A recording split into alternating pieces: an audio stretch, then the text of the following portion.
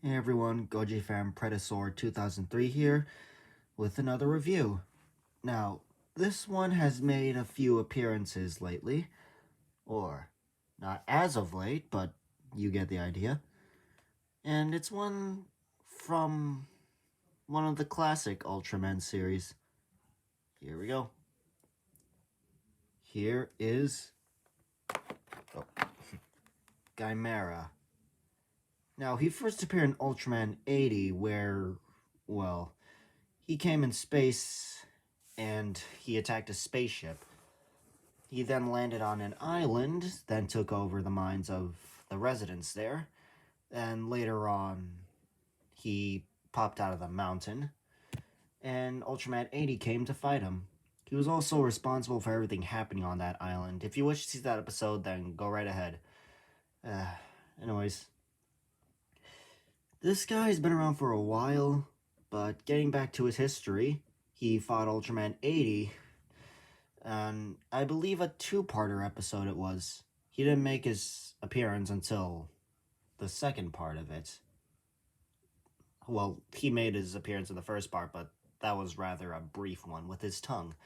Now, anyways, once he came out of the mountain, 80s showed up and he fought him. It was a bit of a struggle, but soon one of the monsters he created came to fight him as well and ended up losing its life. Then Ultraman 80 gave in the finishing blow, and Gymaira was in several pieces. Now, the next appearance he would have would be in Ultra Galaxy the movie as one of the fingers for I believe it was Beliudora, however you say it. But that seems to be that seems to be his only movie appearance at least. Now moving on to his next appearance, it wouldn't be until the Absolute Conspiracy with Ultra Galaxy fight, in which he then again fought 80 but was revived by Rebados. And, well, he got the upper hand. He again trapped 80 with his energy sucking tongue, and soon after, Ultraman Justice and Ultraman Cosmos arrived, and 80 was able to break free and get rid of him again. Sad to say.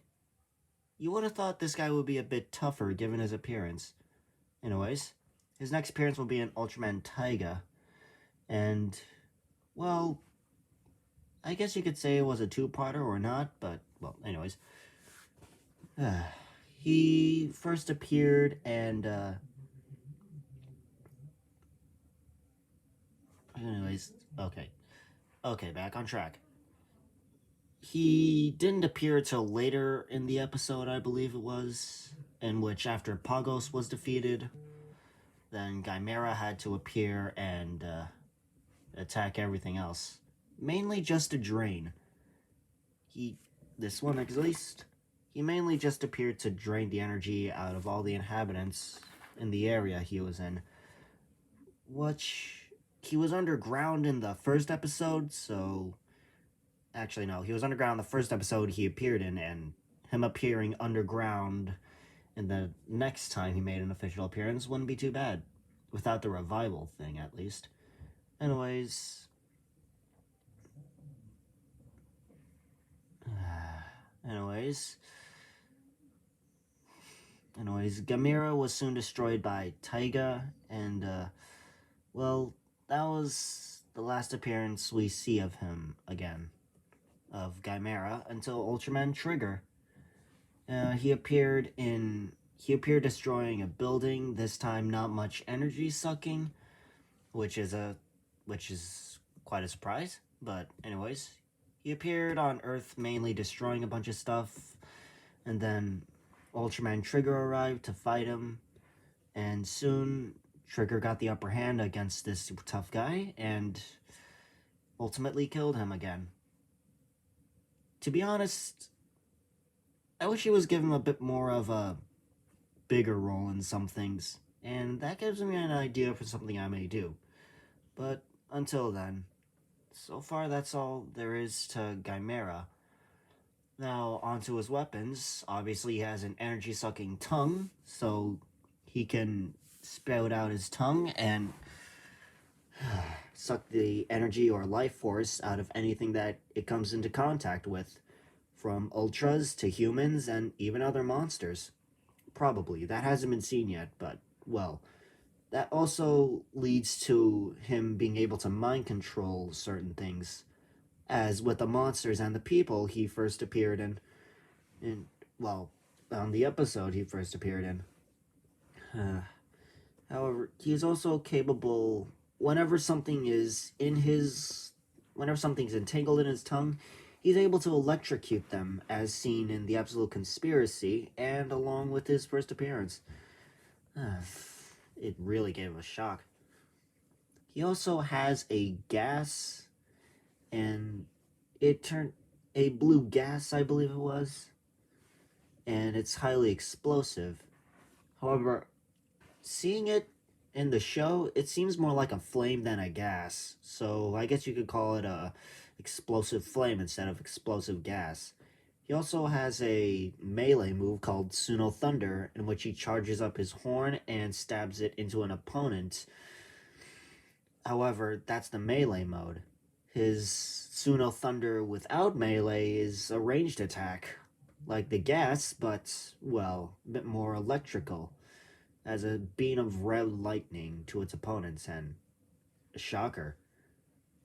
And, you know, this is my area of expertise, but if I were to give this guy certain elements, I'll call them galactic, electric, galactic, lightning, and mystery, as some of his biology is a bit of a mystery after all, and there's still a bit more potential to him.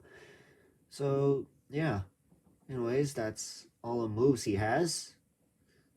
However, he's also capable of using his claws and tail in combat and possibly biting, but, well, he hasn't done much biting, he's rather been just sucking instead of biting. Hmm. Anyways, with that aside, let's get on to a comparison. Now, obviously, this version of Gymaira is a much older and bigger model than the one currently from the 500 series. Now, his arms can rotate, however, the spikes on him, they tend to get in the way of rotating it, so I would not recommend doing it so often. And his legs can rotate, however, not all the way, as again with the spikes, so do not chance it that much. His head can rotate, albeit roughly, and a bit with a bit of force. But yeah, and with the new one, well, yeah, same thing, but he can't go all the way with the arms. His legs don't rotate at all, but he does rotate at the waist, but not too much. It's more of a swivel. But his tail can, and it's not too bad when rotating, but the spikes on here, they get in the way. His head doesn't rotate, though. Now, on to detail. Uh, so far, Gymaira has a lot of spikes on his back, along with his tail, but not that much when it's nearing the end. And below him, it's sort of rigidy and bumpy, and with these little crevices on him. And looking up to his face, you can see the teeth, but they're not painted like at all on this one. And you can see the eyes, which are painted, and the horn is painted, but due to the age, the paint is chipping off in certain areas. Same can be said with the back, with a few of the spikes. And his claws, I'm afraid, aren't really painted, as you can see. But his toe claws are, but like the horn, they're starting to chip. Now, on to the new one, 500 series.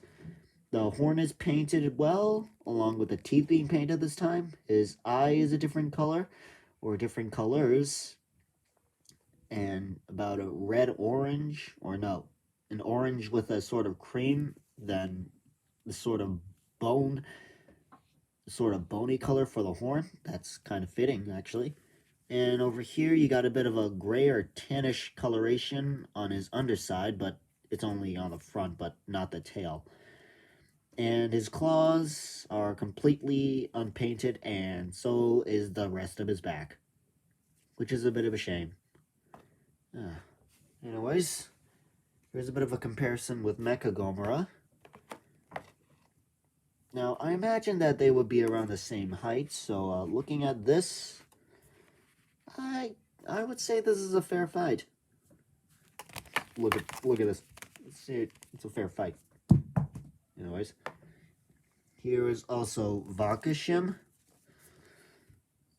and I do believe, yeah, this seems like a bit of a fair fight. Those were both 500 series. Now, I don't have many regular series monsters with me right now, so that'll have to do. But overall, what are my thoughts on this guy? He had some potential. He had a bit more potential to him, but they did what he could. They gave him a nice, I guess you could say, vampiric feeling with the absorption move and with the extendable tongue. And the design, not too bad. Certainly a mystery, which is why I would have that as an element if that were a thing. And, well, so far he's fitting of a space monster, I would certainly think. However, if he were to come down from space, if he was to crash land, then, well, he wouldn't be able to get back up anymore. So I'm wondering how he's able to move through space. Maybe he can levitate like tyrants, or maybe something else. But in the last ones, he's mainly just in Ultraman Taiga, he basically was transported, but not in the other episodes. Anyways, that's it for this review. Please sure to like, comment, subscribe, and share this video, and hit the bell so you never miss a video. If that's all, then I'll see you till next time. Take care, everyone. Stay safe, else you may get it.